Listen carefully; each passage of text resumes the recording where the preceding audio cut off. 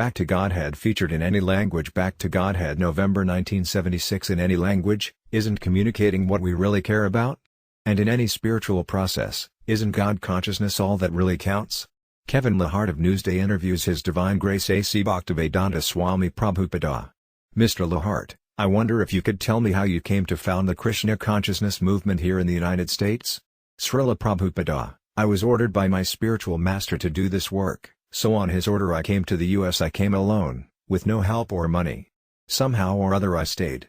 Mr. Lahart, how did you attract followers? You landed in New York and, Srila Prabhupada, my attraction was this chanting of the Hare Krishna mantra. That's all. I had no magic. Others had some sort of magic. I never showed any magic. At Tompkins Square Park I was chanting, and gradually some boys came. First a picture was published by the New York Times. Then we started a branch in San Francisco, later Montreal, Boston, then Los Angeles. Mr. Lahart, you just chanted at Tompkins Square Park, and people came. Srila Prabhupada, yes, I chanted under a tree. I think that a picture was also published in the East Village Other in a very big article. Naturally, some boys came and joined me and began to dance. That was the beginning. Mr. Lahart, what did you have to offer them? You were chanting in the park, and they would come up to you and say, "What are you doing? What are you chanting?" Srila Prabhupada, I would tell them, chanting is for spiritual realization. You chant, then gradually you realize yourself. You realize that you are a spiritual being and that you are not the body. Then your spiritual life begins. Actually, human life is meant for spiritual realization, but if one does not realize his spiritual identity, then he remains an animal. That is the difference between animals and man. Man is supposed to be spiritually realized. Mr. Lahart, and how is that spiritual dimension realized? Srila Prabhupada, first one has to realize that he is not the body, he is spirit soul, and the spirit soul is within the body. The soul means consciousness. It is just like sunshine. The soul is a very small particle, but it is shining as consciousness. And after the annihilation of this body, the spirit soul is transferred to another body. There are 8,400,000 different forms of life, and at the time of death we have to transmigrate to one of these forms. So today I am in an American body or an Indian body, very comfortably situated, but at the time of death my particular mentality will transfer me to a particular type of body. The material laws are very subtle. We, the spirit soul, are covered by a gross body and a subtle body. The gross body is made of earth, water, fire, air, and ether, and the subtle body is made of mind, intelligence, and ego. And the spirit soul is within these outward gross and subtle bodies. When the gross body is annihilated, the subtle body, the mind, intelligence, and ego, carries the soul to another body. What kind of body we get depends on what we are thinking at the time of death. An example is given in the scriptures, just as the air carries the aroma of a rose garden or the bad odor of a filthy place, similarly, the mind, intelligence, and ego carry me to a particular type of body according to the thought in which I am absorbed at the time of death. Mr. Lahart, what are we, ultimately? Srila Prabhupada, ultimately you are spirit soul, but, being materially engrossed, you are creating various material situations, and you are being transferred to various material bodies. Mr. Lahart, for what purpose? What is the final thing? Srila Prabhupada, yes, unless you become spiritually realized, you cannot know the final thing. The final thing is that we are part and parcel of God. Somehow or other we are entangled in this material atmosphere. So the final stage is to go back home, back to Godhead. Unless we know this and practice how to return back to Godhead, we have to remain within this material world, transmigrating from one body to another. Therefore, human intelligence is meant for understanding your spiritual identity and the goal of life, and acting accordingly. That is the purpose of the Krishna consciousness movement. It is an educational movement to bring people from gross ignorance to the highest enlightenment of spiritual understanding.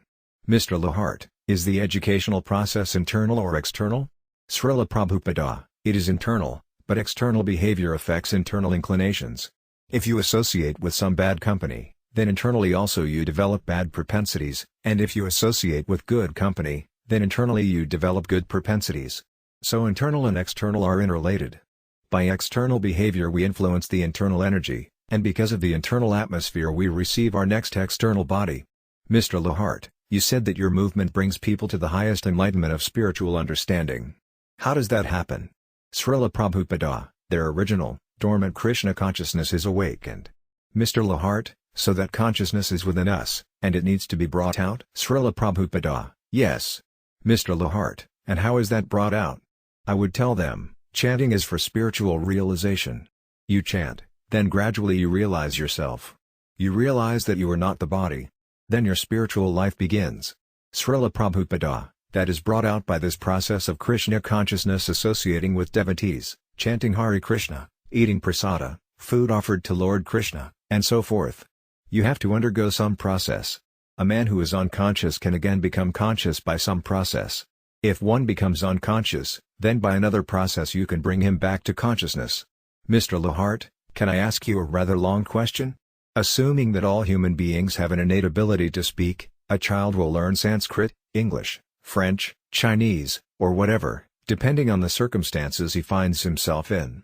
Now, if I were Chinese, I would say that Chinese is the best language, while you, as an Indian, might take it differently. So, what is the best way to communicate? Now, in terms of your movements bringing out God consciousness, which I would compare to the ability to speak, how is your path, your way, better than others? Srila Prabhupada: There is no question of one process being better or superior. Krishna consciousness means God consciousness. So, whether you are Chinese, or English, or American, you have consciousness, and when that consciousness is purified, you become God conscious. Mr. Lahart: But is your way the only way? I would think that there are many different ways to get to God consciousness. Srila Prabhupada: Because God is one, God consciousness is one. Different ways there may be, but only if you actually come to God consciousness are the different ways approved. Otherwise, they are bogus. Whether you come to God consciousness through the Christian process or the Chinese process or the Indian process, it doesn't matter. But if you do not come to God consciousness, then it is all bogus. Mr. Lahart: And how can you tell that someone has come to God consciousness?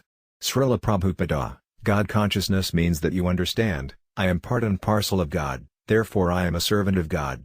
Then the process is all right. Mr. Lahart: Your movement has been criticized to some degree. Srila Prabhupada: How is it criticized? Mr. Lahart: People have said that it works against the family and against Western society. Srila Prabhupada: He gestures to several disciples, here is a family man. Here is a family man.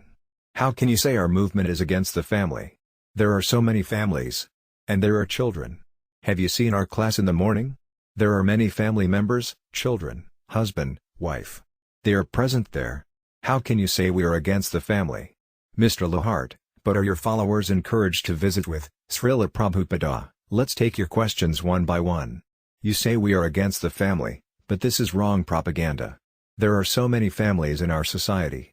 It is a complete society. There are family members, there are brahmacharis, celibate students, there are sannyasis, renounced monks, and there are vanaprastha, devotees retired from family life. Whatever situation is suitable for you, you can accept. And in any situation you can become God conscious. It is wrong propaganda to say that we are against families. Here is a young man and his wife, they are a family. And there are many other families.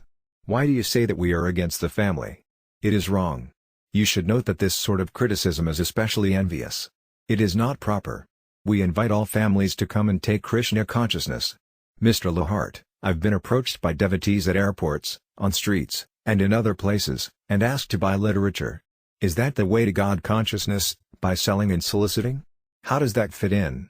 Srila Prabhupada: If I sell you a book about Krishna consciousness and you read it, you benefit by giving money to Krishna and by reading about Krishna. Mr. Lahart: How does it benefit the person who works on the street selling the book?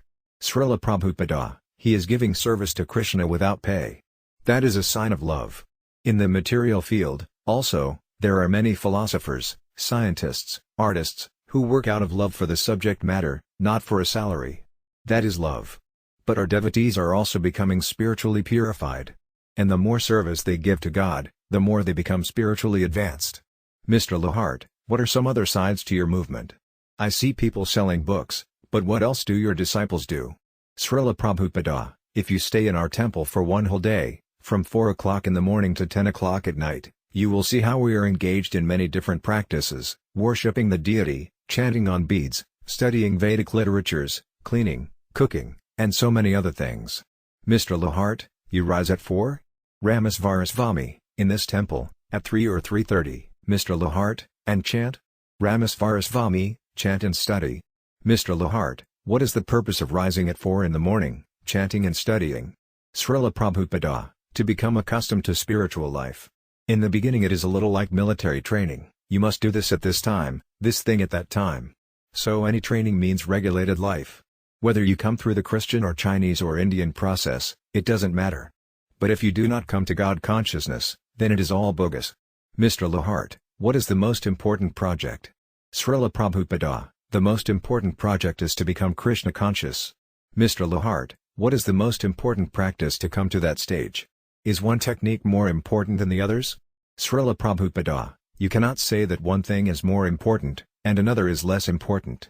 But if someone can't live in our temple, then we recommend to him, at least chant Hare Krishna in your home, take Krishna Prasada, read my books, and follow the regulative principles, or, in other words, refrain from sinful life.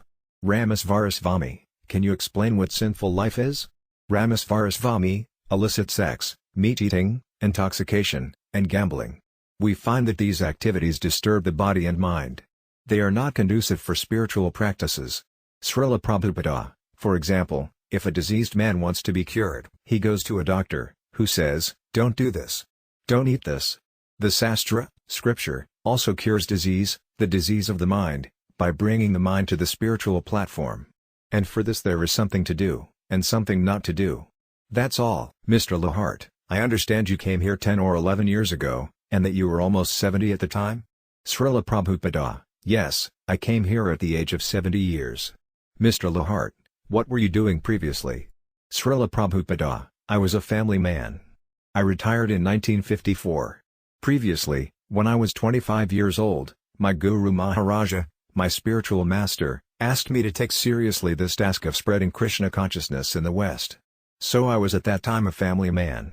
I thought, let me adjust my family affairs, then I shall do it. So that adjustment took me long years. I finally took it up seriously at the age of 58.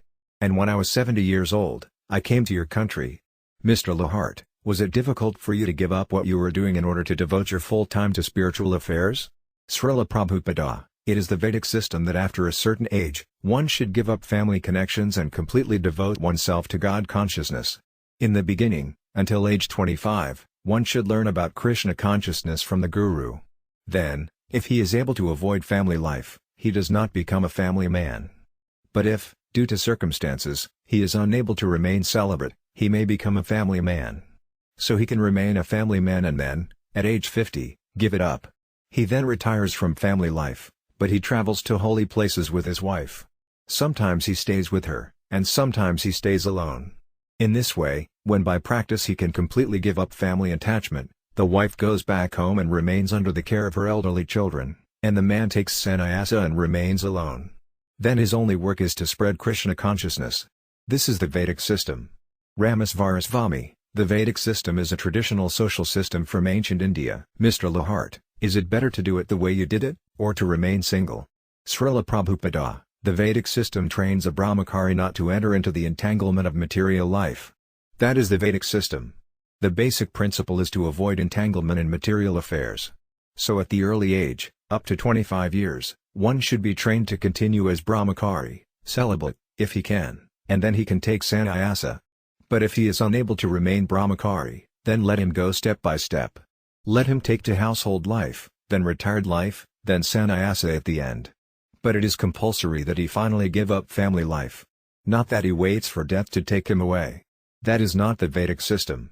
Mr. Lahart, but young men tend not to possess a great deal of wisdom. How can they be fit for renounced life? Srila Prabhupada, they have to be trained. For example, here we have so many young men who are sannyasis. There is no injunction that a young man cannot become a sannyasi. If he is able, he can take sannyasa in the beginning. But if he is not able, let him enter household life and then remain a householder until the 50th year. Then he can retire and take sannyasa. Nothing is forced. It is a gradual process. But the ultimate end is to become free from all material attachment and completely devote one's life to Krishna consciousness. That is the ultimate. Human life is meant for that purpose, self-realization, or spiritual realization. That opportunity must be given to all human beings. Unfortunately, at the present moment civilization has no scope for spiritual realization. Men live like animals, eating, sleeping, mating, and defending.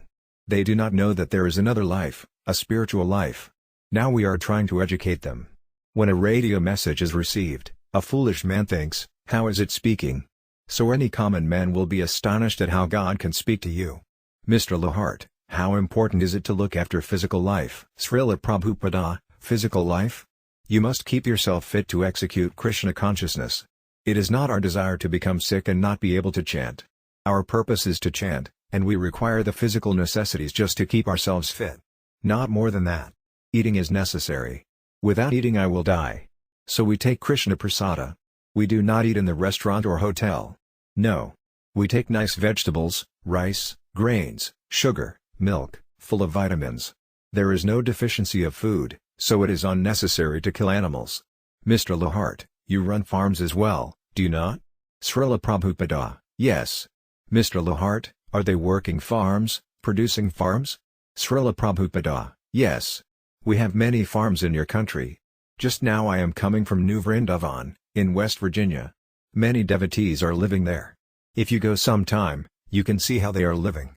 And there are other farms, in New Orleans, for instance. Tomorrow we are going to our farm in Pennsylvania. So we get enough milk, enough food grains, enough fruits, and there is no economic problem. Our purpose is to save time from unnecessary labor for the necessities of life, and to utilize the saved time for developing Krishna consciousness.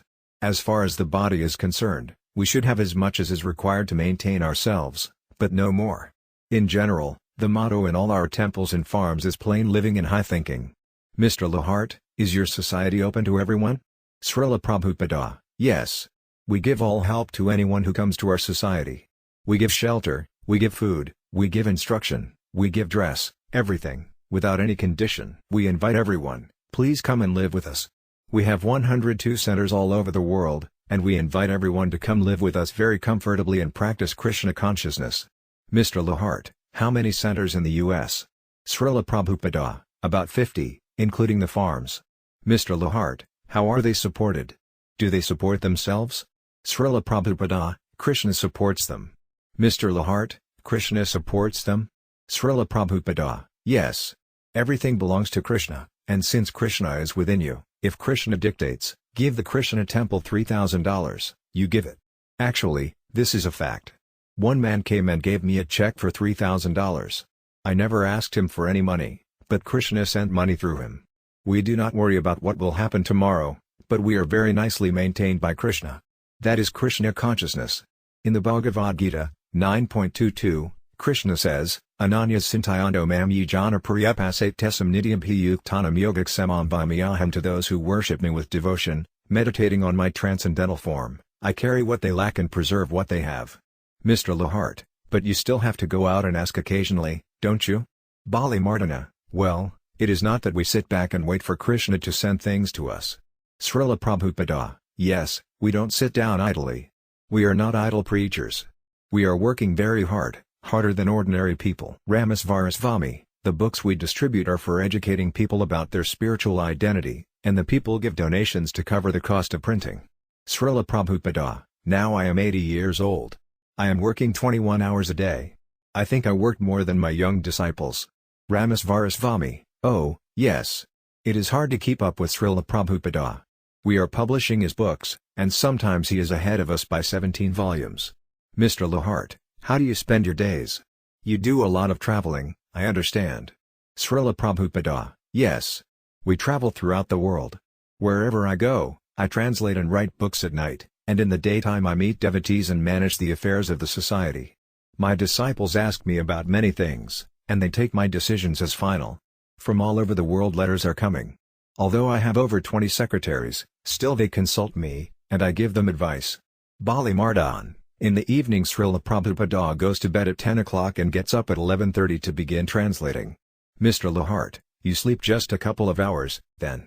Srila Prabhupada, no, 1.5 hours. Mr. Lahart, that's it? Srila Prabhupada, yes. Of course, in the daytime I take 2 hours of rest. So, in this way, altogether 3 to 4 hours rest. Our philosophy is not that you sit idly and wait for God to send things. No. We know that God will send everything, but still we work.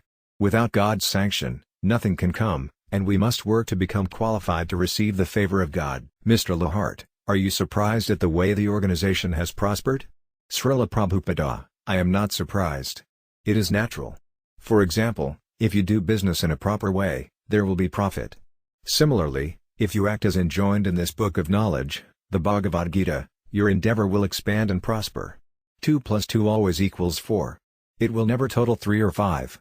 So here the Lord says, for one who is engaged 24 hours a day in my service, I provide whatever he requires, and I protect whatever he has. Thus, if you actually serve Krishna, whatever you need will come. Mr. Lahart, does God speak to you directly? Srila Prabhupada, yes. God speaks to you when you are qualified. You cannot expect God to be an order supplier, but when he sees that you are qualified, then he will speak to you. Ramasvarasvami, it is difficult for people to understand that God can speak to a man. Srila Prabhupada, people cannot understand many things. When a radio message is received, a foolish man cannot understand how the radio is playing. He thinks, how is it speaking? So any common man will be astonished at how God can speak to you. But that is foolishness. God says, Tesam satata yuktanam bhajatam priti purvak dadami buddha yogam tam yenamam upayandite. To those who are constantly devoted and worship me with love, I give the understanding by which they can come to me. BG 10.10. God is situated in everyone's heart. As soon as he sees that a person is qualified, he gives him instruction. Mr. Lahart, but you still must work to achieve whatever Krishna is giving you. Srila Prabhupada, yes, you work for Krishna. You have to work. Mr. Lahart, I am curious about how Krishna communicates, whether directly or indirectly. Srila Prabhupada, no, not indirectly. Krishna communicates directly to his pure devotee. A pure devotee always consults Krishna, and Krishna will tell him, do like this. Not figuratively. Directly. Mr. Lahart, does that apply to all kinds of decisions and activities? Srila Prabhupada, everything, because a devotee does not do anything without consulting Krishna. Mr. Lahart, but that applies only to a very greatly elevated soul? Srila Prabhupada, yes. Therefore, the minor devotees consult the spiritual master. That is our process. Ramasvarasvami, thank you, Srila Prabhupada. Srila Prabhupada, thank you for your coming. Mr. Lahart, thank you.